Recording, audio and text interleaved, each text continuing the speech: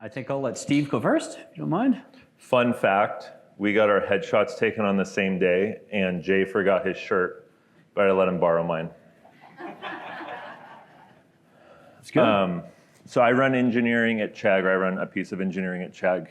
So for those who don't know what Chegg is, or who Chegg is, originally we did textbook rentals. So instead of buying the textbook, you would rent it from us and then return it at the end of the semester. Fun fact, college students don't have textbooks anymore. My daughter just finished her sophomore year, and she's had exactly 0 textbooks, physical textbooks at least. And so we got out of that business, or we're getting out of that business. I joined the company in 2017, and we were basically at the tipping point there. We were about 50% revenue was not textbooks. It was various digital services. A lot of times I describe it as Stack Overflow for college students. Now, if you know what has happened to Stack Overflow since Sam Altman got on a stage slightly larger than this, and as I say, opened his big fat mouth, we've had a very similar challenges in regards to our market situation. In 2020, our revenue grew 57%, roughly. In 2021, we had a market cap of about $16 billion. And we're trading at about $120 a share. We're having a really good week. We're at $1.20. And we have been at 40 cents in the last month, and our market cap's at about 150 million. And so we're going to talk a bit about kind of what does FinOps mean on the ups and the downs and the in-betweens and all that, from my perspective at least. So anyways, that's me. And if you ever want to borrow a shirt, let me know. Looks like we go to the same barber. Because that's all I have left on some days, is the shirt on my back. We got the same goatee. We have about the same amount of gray hair. I'm just looking at the photos. Hot or not? You have more. Do we ask them to more vote? hair. Swipe left, swipe right. How do they do it these days? I have no idea. Don't know? Okay. I don't know. I think I'm better looking on that picture anyways. Okay. So not so fun fact. I am the customer still. I've never believed in that saying the customer's always right. They're mostly right, but not always. I'm not saying I'm always right. I'm saying I still pay you. So. Fair enough.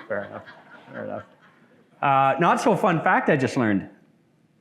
They don't have textbooks anymore in college university? Not enough of them to make a business out of. My son's in second year university business school in Canada. He hits me up I don't know what Canada does. So much money every year for textbooks. Well, I think I got to go double click on that. I would check the receipts. Hey, Dad, I got to buy all my textbooks. They're that much? All right, I guess I got not so fun fact. So I'm Jay Litkey. I'm down here from Ottawa, Canada. How many Canadians do we have here?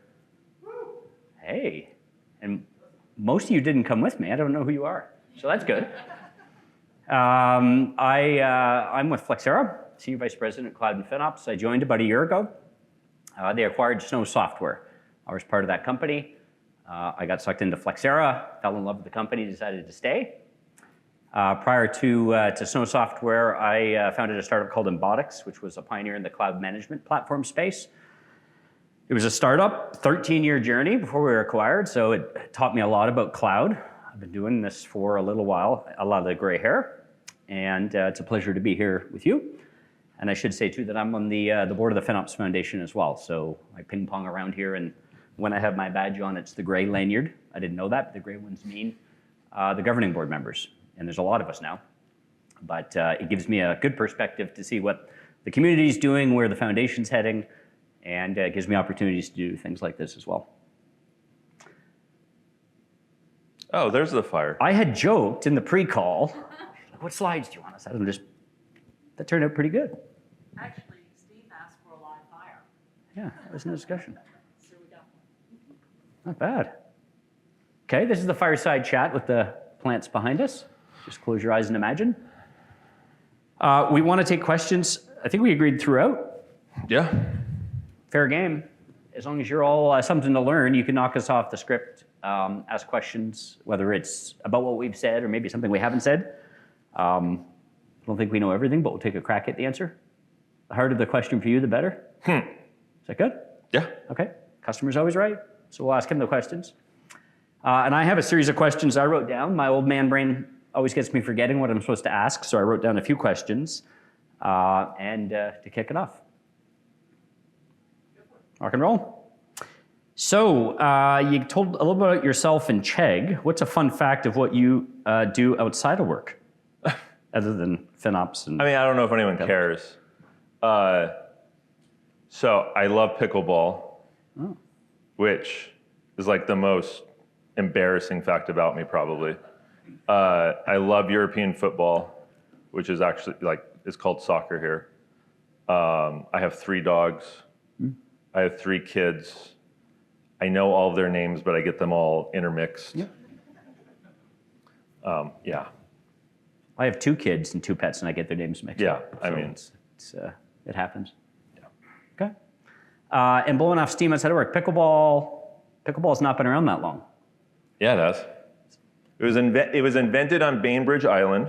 Really? Which is off so you have Seattle, Puget Sound. It's about a 20-minute ferry, 30-minute ferry ride west. Yeah. It was invented on Bainbridge Island in the 70s. Is that true? Do you think I just make stuff up? Thank you. She lives in Seattle. She lives in Lesser. Do you know him? Yep. See, I don't trust you then. Anybody else know if that's true? She lives in a part of Seattle. From where I live, I look down on where she lives. But still, Seattle. It's absolutely true. Somebody asked some kind of GPT. Tell me if it's real. If anyone has all of the world's information at their fingertips in their pocket, you could look it up, and we'll get back to this after the next question. Okay. Well, I'm an ice hockey fan. I'm from Canada. It would be disappointing if I wasn't if I didn't like ice hockey from Canada. We'll see if we win the Stanley Cup this year. We've got 1 team left. When was the last time Canada won the Stanley Cup? It was a team I don't like, Montreal Canadiens. I'll forget the year. But was it before or after pickleball was invented? It was after. Okay. But it's been a while. Okay. Yeah. So let's dive in here now. I can just imagine the reviews of this session already. 10 minutes in, and we've talked about nothing. Gotcha. You loosen up now? Okay, great. I think I'm ready. So let's talk about something more fun. Business metrics your CFO cares about. My CFO cares about? Yeah. I mean, look, the CFO cares about dollars. The CFO cares about, my joke is, unless I'm talking about Wall Street, my CFO doesn't care at the end of the day, right? Now, the thing is, there's a reason the C-suite has more than one person in it. If we only had the CFO, we wouldn't have successful companies. We'd have a whole business centered around. We'd have people counting how many bagels people eat from the break room in the day, right? There's a reason we joke about how if you let the bean counters buy the laptops, you end up with typewriters. And this kind of goes to when you guys asked me hey, would you be willing to do something here? And I said, sure. As long as I don't have to prepare a presentation, I'm happy to. And immediately where my head went with is the frustration I have around FinOps it's the same frustration I had around DevOps 15 years ago. Was the focus on the dev and ignoring of the ops. Is everyone wants to talk about how do we reduce the financials? And it shows with the very first question of what does the CFO care about? And not what does the chief revenue officer care about? What does the COO care about? What does the CTO care about? What does the CEO care about? What does your chief customer officer, success officer care about? Just keep going down the line, right? Because all of those things matter just as much. And depending on where you are as a company, even more so. Going back to when we were growing, I joined Chegg in 2017. And in 2020, we grew 57% year over year. And in 2017, we grew, and I'm going to pseudo make these numbers up, 20%, and in 18, it was 15%, and in 19, it was 25%, et cetera, right? And the reality was, what the CFO's role in those years was maybe, and I love the guy, and he's retired now, I love the guy, but his role was maybe the least significant role at that time. because like we're just rolling in the cash. And his job is just figure out how to like count it correctly and like just keep the gravy train running. It's everyone else. It's like, how do we reinvest this and grow it and make sure we don't get outflanked and all that kind of stuff. Mm-hmm. And it's, so bringing this back to FinOps, mm-hmm. it's not about the fin, it's about the ops. Mm-hmm. And how do we make sure like we're keeping the gas in the engine? Mm-hmm. And if we focus too much on the fin, it becomes this, oh, good job team, we saved nickels to prevent us from making dollars, mm-hmm. right? So anyways, he cares the most about dollars, like the financial right. metrics, of course. And today, obviously, a lot of focus on the bottom line mm-hmm. because we're having struggles controlling the top line. Mm-hmm. So we have to make up for that. But I think it's very dangerous to only be thinking about one side of the equation at any point in time. I think that's how we get ourselves in trouble. And I think back to FinOps. Sorry, that was a very aggressive response. It's good, it's good. Back to FinOps, we always talk about cross-functional. Same with a C-suite. If it was just a CFO, you'd buy typewriters. If it was just a CTO, you'd just build lots of technology and maybe never sell anything. 100%. But the whole concept of FinOps, I think we all now know in the community, it's a cross-functional, it's team sport, right? And it didn't start that way. It used to be, I don't want to say it because then it propagates because hopefully nobody believes it anymore, that FinOps is only about trying to save money off the cloud bill. And hopefully people here don't believe that anymore. Many people, if you're doing FinOps right, are spending money and they're accelerating their cloud spend because they're making lots of money on the revenue side. And I don't think it's so much about, I think there's this, and I think there's a ton of parallels with the DevOps movement just 10 to 15 years later. Yep. Where there's DevOps, the formal, the DevOps foundation, the FinOps, like the formal definition of these things, and then there's the missionaries of these movements, and then there's the people trying to practice it, and then there's the people practicing it when they're having a good day versus the people practicing it when they're having a bad day. And we know when people are having a bad day, they kind of revert to their lizard brains. And when you revert to your lizard brains, you kind of devolve a little bit, right? Mm-hmm. It's a lot easier to say, oh, that EC2 instance is a M5 2XL and it could be a XL. And let's fix that. And save whatever that would be and lose sight of that larger picture, right? Mm-hmm. And I think my issue isn't with FinOps, it's very easy to focus on the simple and lose sight of the complex. Mm-hmm. And I think that's whether it's FinOps or DevOps or any of this cross-functional stuff, mm-hmm. Those are just the two simple examples in my life that I think have a lot of parallels. It's really just having to constantly over-index on moving towards that much more complex, much harder decisions, because the moment you take your foot off the gas of moving towards the complex, you revert to the simple, and you end up, you risk causing more harm than good mm-hmm. in that process. I'm gonna make a statement of a pattern I've seen, and I've mentioned it to you before. I don't know if you're gonna remember, but you might. I remember everything you said. Awesome. I remember everything you say. You're a valued customer. How people get into FinOps differs often. It's not the same. Yeah. If you're a large enterprise, you've got a lot of data centers, and you move to cloud, sometimes your entry into FinOps is something bad happened, and people can remember that event. Maybe they got that big first bad bill, and heads started rolling.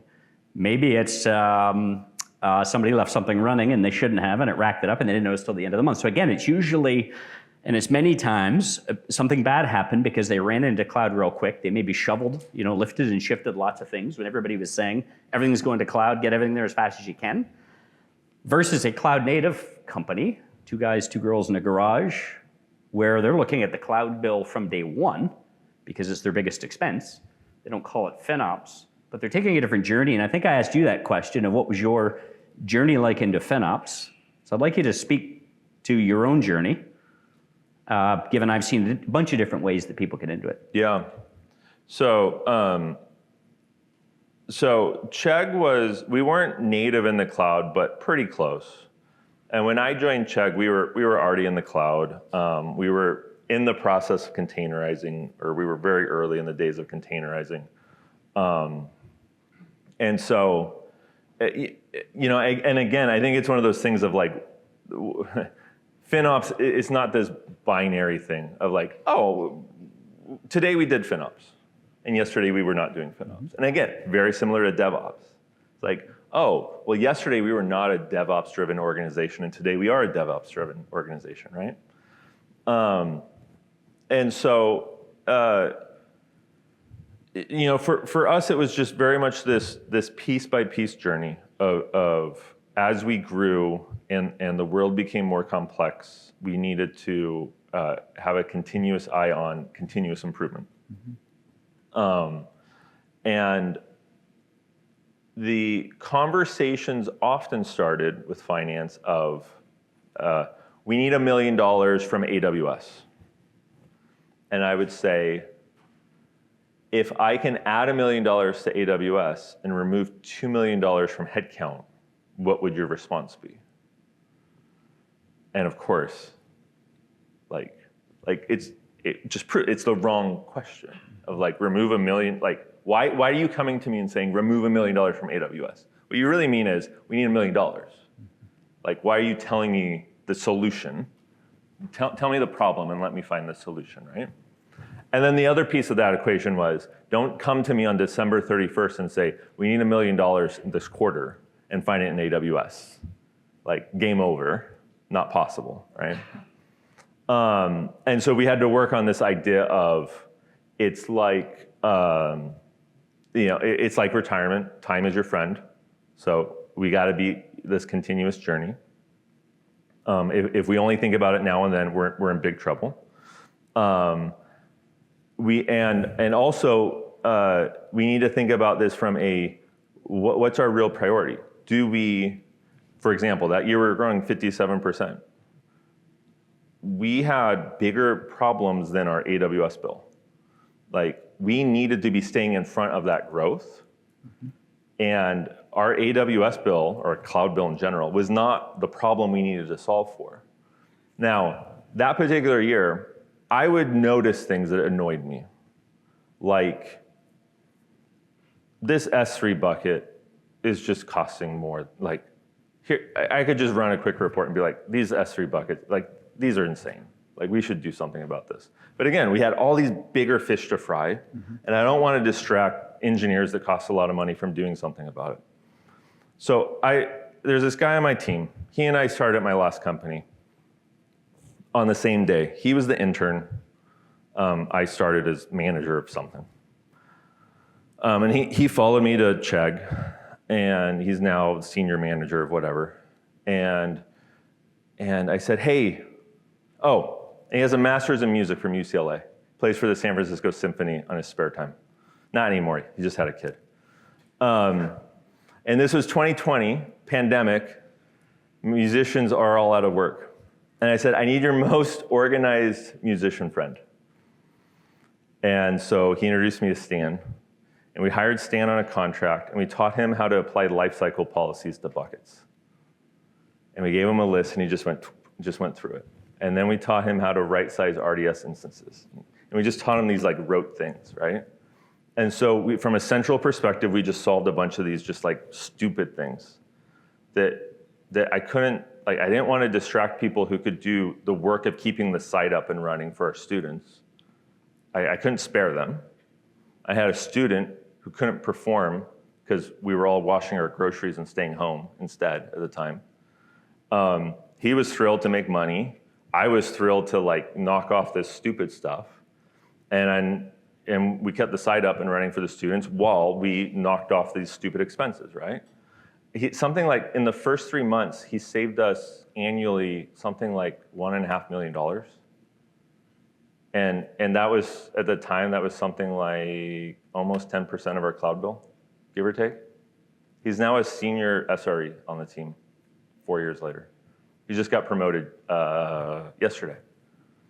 Was that your question? And that happened. What did I miss? In the time of growth? Is this That was in the time of growth. And so what prompted you? You said you were annoyed at just, it was you self-motivated? I was annoyed because you see this stuff and you know it's not good. Yep.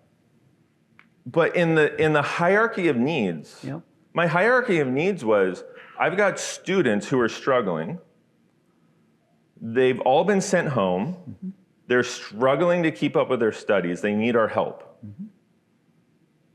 Me fixing an S3 bucket that's costing me more than it should does not help my students at all. Was there external pressures you needed to do that, or was it we should do this? I'm a fiduciary for the company. Yep. That's my job. Mm-hmm. The external pressure is, that's what we do. How do you operate? Like we play pro sports here, right?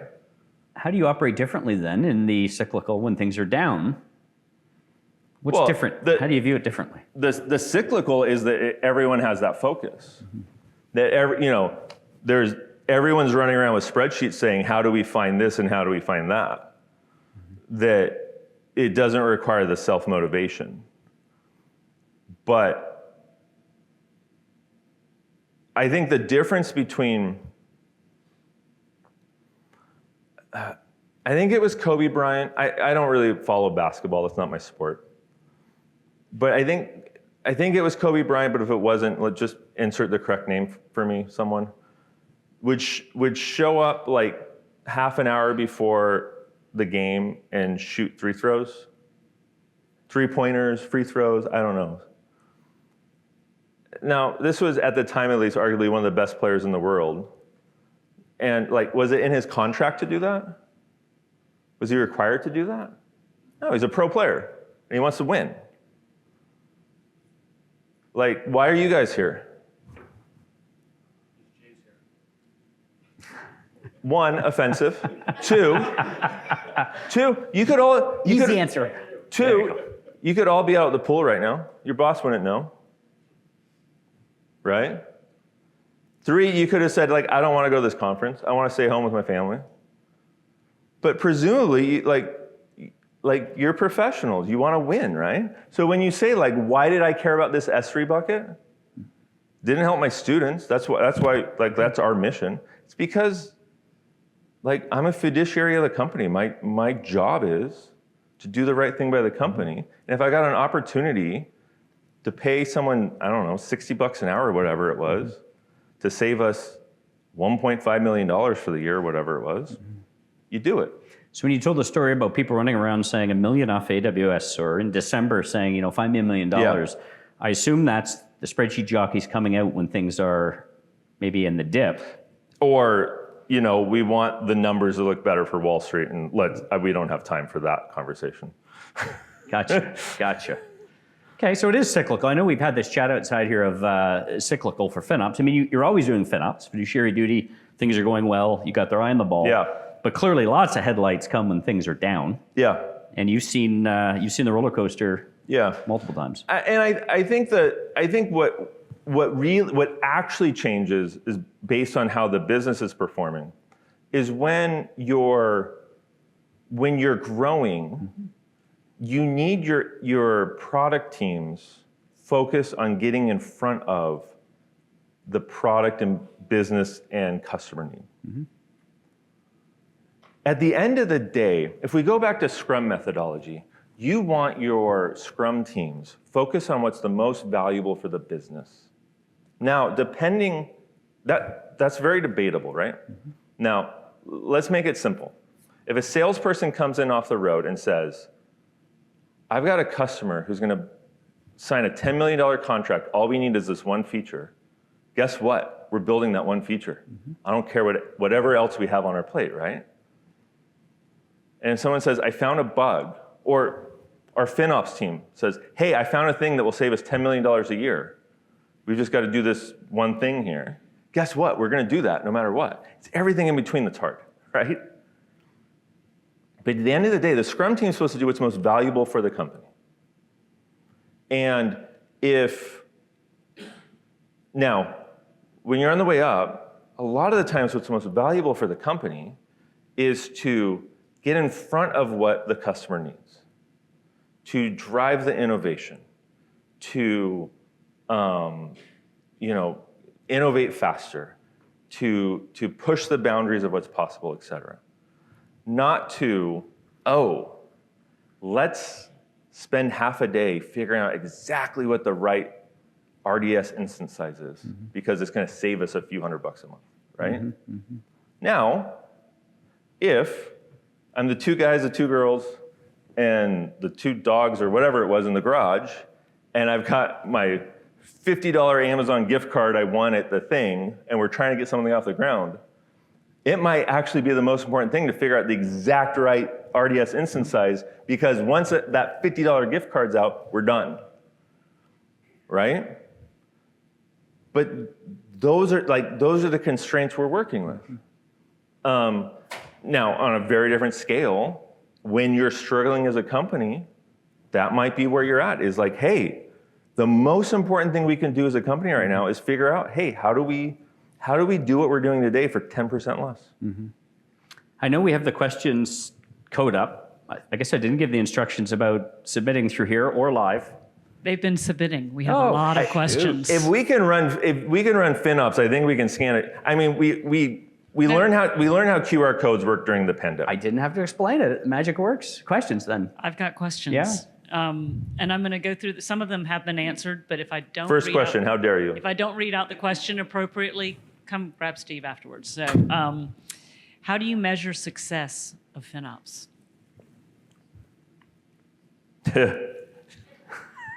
Carefully. I kind of knew that would make you laugh. But. I think it depends. I mean, I think at the end of the day, the correct way to measure success for FinOps is unlocking the power of, I mean, this is gonna be very, I'll just call it Silicon Valley centric, because that's where I come from. And when I say Silicon Valley type of companies, I think the definition of success for most of the time for most FinOps groups is unlocking the power of the product engineering organization. And what I mean by that is empowering teams to be successful at doing the innovation they need to unlock the market opportunities. Now, a lot of times that means doing it in such a way that it doesn't break the bank, that we are able to do the AI innovation work we want to do right now for $1 million instead of $10 million. Like literally that was a scenario I was working on at one point. And a lot of that had to do with the significant declines in what the costs were, but a lot of it was just like, hey, we've got things we can do to optimize this while we're moving really fast. So a lot of that is just being able to help teams and organizations understand the decision-making process efficiently to make the innovation process fiscally responsible. That was a good answer. But that does not mean like we're going to spend 3 sprints calculating to the 8th decimal point how to do this the most efficient way possible. Nice. Thank you. Yeah, okay. Here's a soft one for you. Tell us the size of the team, your FinOps team, please. 0, because I don't know how to answer that. I mean, I was at the exec forum thing yesterday. I don't know exactly what it was called. And I'm pretty sure I was the smallest company there. I mean, Capital One was there, big name banks. Like I think every other company there you would know the name of. And we're a 1,000-person company. We don't have a formal FinOps team. We've got me, and we've got some people on the team that part-time worry about this stuff. but we don't have full-time people on this. Okay, good to know. We have great partners like Flexera. Oh, thank you. Aw. All right, tell us about some of the challenges you face when pushing FinOps initiatives, especially when the business is struggling overall. Well, I mean, when it's struggling, it's relatively easy. Going back to like, what's the most important thing for the business? When you're struggling, what's most important for the business is reducing the bottom line. So it tends to be a lot easier at that point. When it's growing, that's when it's perceived as a distraction. Now, I think a lot of the times, I think one of the tricks to really successful FinOps practice is, it's a lot like if you want to live a healthy lifestyle. You could spend every January going to the gym 3 hours a day, eating nothing but things that make you not want to eat. And then on January, is there 31 days in January? On January 31st saying, I hate this and I never want to do it again, and just giving up February through December. And then on January 1st, going hardcore again. And it's not going to work, right? I think a lot of times companies do that with their tech OpEx. They ignore it, and they're, oh my God, we got to do something about this. They ignore it, oh my God, we got to do something about it. And they wonder why it's not working, all right? And I would much rather see people go on a walk 3 times a week and like maybe eat 3 slices of pizza instead of 4, and they'll probably end up in a better place. And so I just think that a little bit all the time is so much better than these like a ton, nothing, a ton, nothing. That actually kind of leads into this next one a little bit. For organizations early in their FinOps maturity, what are key metrics or stories that have most effectively resonated with executive leadership? Especially to justify continued here's what would resonate with me. What are things that we can do that have a meaningful improvement on the bottom line that does not have a meaningful distraction from the business?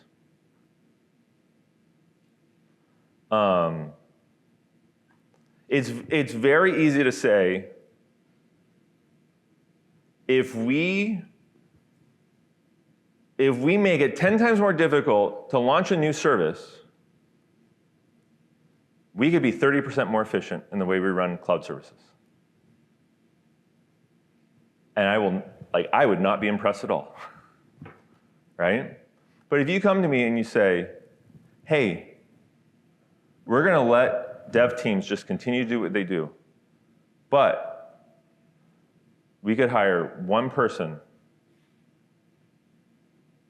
and with this one extra person, we're going to be able to make, do this thing that's going to add 10% efficiency indefinitely, like that type of thing, like no cost or fixed cost with significant upswing on the bottom line or downswing, like that's the type of thing. I think too often it's like this, oh, we're going to have this massive distraction, but it's going to improve the number I care least about as a growing company.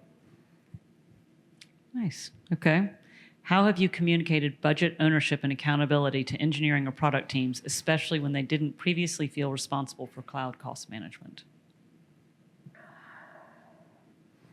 Yeah, I mean, I think this is a lot of my story, is that on the upside, product teams should not feel a lot of accountability towards budget ownership, because I do not want them distracted by that, within reason, right? And so on the shift, and I think you brought this up when we were chatting earlier, it's also not just the difference between a growing and a shrinking company. It's also lines of business, they go from growth to stable. So I was talking about textbooks earlier. So textbooks went from our primary, our growing, our only product, to our stable product, to our we're getting rid of this product. And in that stable product period, then it went to, let's optimize this thing, right?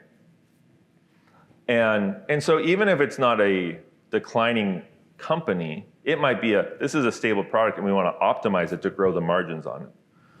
And so as you go into that shift, first of all, I mean, at the end of the day, and I think this is one of the things I've been really impressed by with the FinOps community as a whole.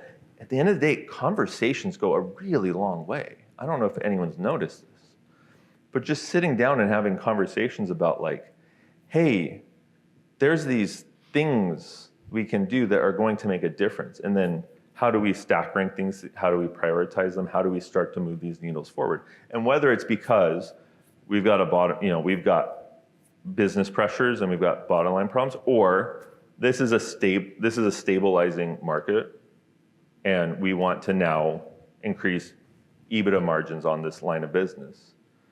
I think a lot of the times it's like, hey, you should care about this, and I've banned the word should from my organization. Should's a dirty word. If we weren't being recorded, I have a more fun way of saying that. Thank you. Thank you for remembering we're being recorded. Yes.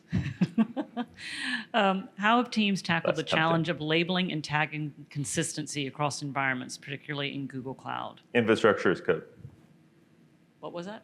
Just use infrastructure as code. Oh, Lord.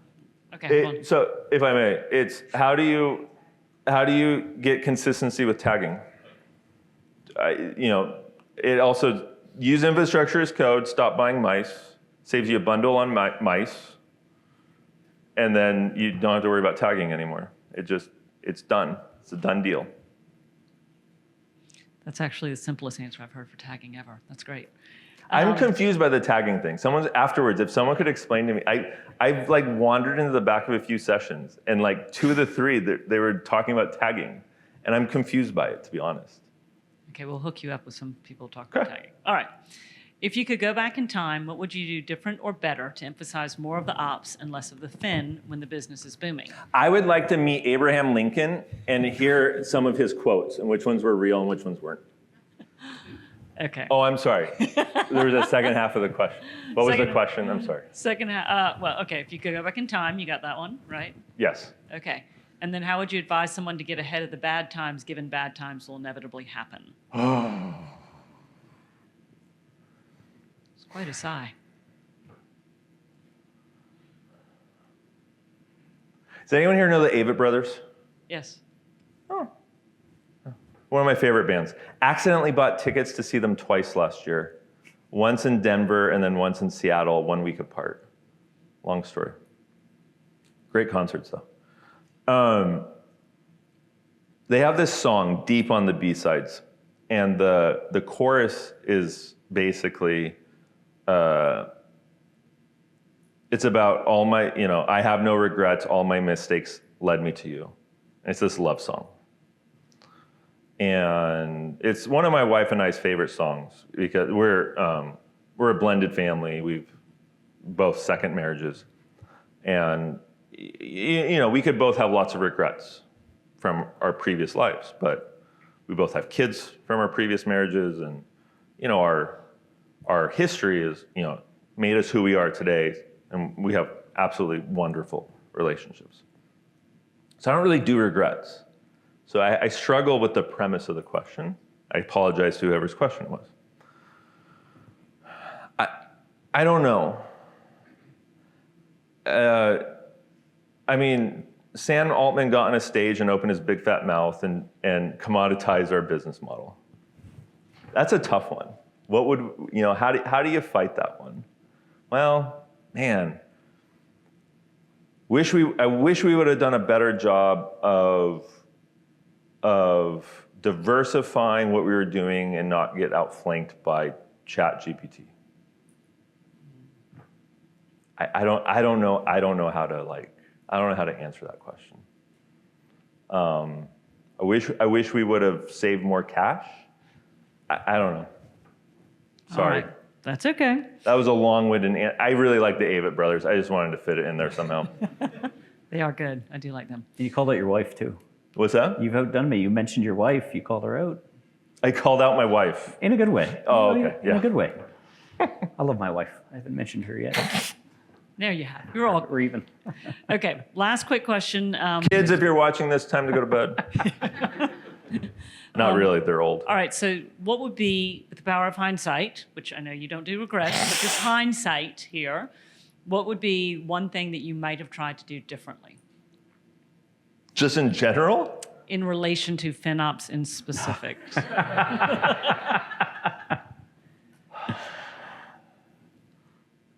What's the next question? Pass. There's also a great one about the talk about the young musician who saved you 1.5 million. Talk about him? Huh? You want me to talk about him? Yeah, sounds simple, but what sort of things did you tell this person that were important to help him find you 1.5? Oh, I mean, we started off just giving him rote tasks.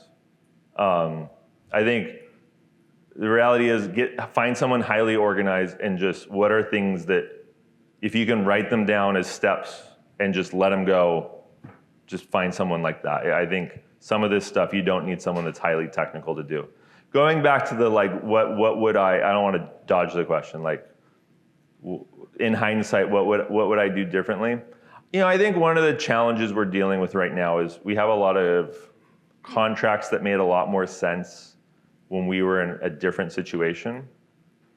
And so just thinking about how we right-size some of our contracts and stuff like that.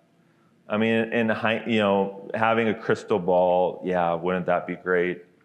I think being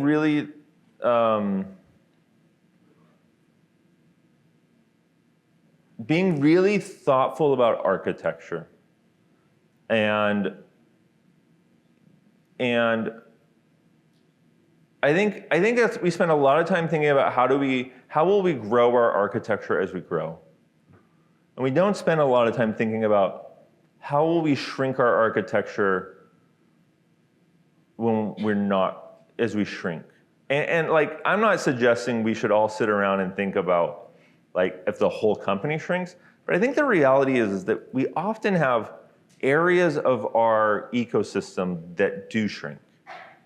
There's things that are important today that will not be important in 5 years. And so what's our plan for this thing today that matters a lot if it won't matter as much in 5 years, like how do we what's the way to right size things architecturally as we go? I think the cloud has helped us a lot in being able to scale up and down from amount of compute and things like that. But do we have that same muscle when it comes to architecturally scaling things down? We have a lot of complexity where we don't need as much complexity, and can we get better at reducing architectural complexity appropriately? I've spent some time thinking about that. That was great, and I hate to do this. We have so many questions that you all sent in, and we're out of time. Thank you, Jay. Thank you, Steve. Appreciate it a ton. Really quickly, if you would like to connect with them, you can connect with them on LinkedIn. You can find them anyway, but there's a QR code in case you need it.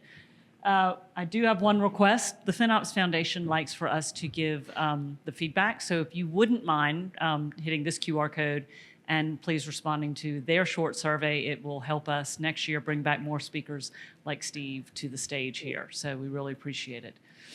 And then last thing, tonight, if you don't know it, we have a great party going on at Roy's, which is right across the way. If you haven't registered for it, it is in your agenda. We would love to have you come join us there. You can talk to people like Jay and Steve and see them there. But thank you all so much for coming today. Thank you again, Steve. Thank you, Jay. We really appreciate it.